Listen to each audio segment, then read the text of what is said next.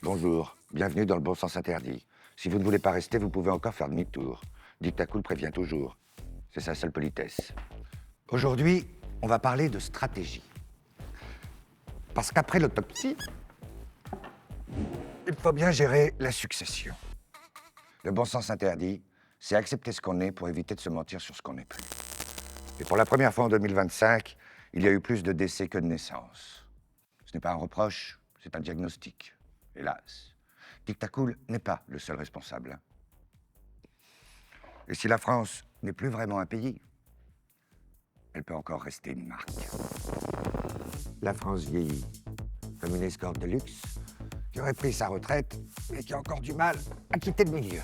Du coup, elle fait la belle. Beau sourire, de bonnes manières, un discours sur les valeurs.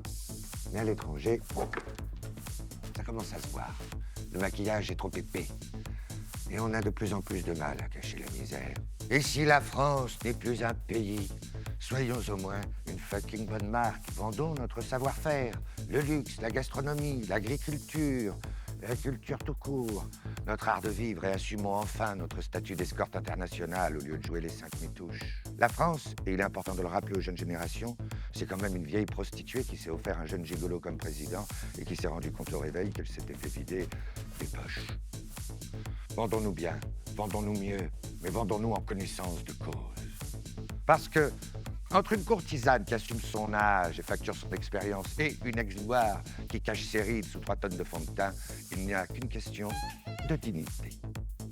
La France n'a pas besoin d'un président. Elle a besoin d'un proxénète. Faudra-t-il des réformes? Pour sûr. La vie est un brouillon qui se termine par un échec. Alors autant finir sur un orgasme. Le bon sens interdit. Plus c'est pire, et plus on devrait en jouir.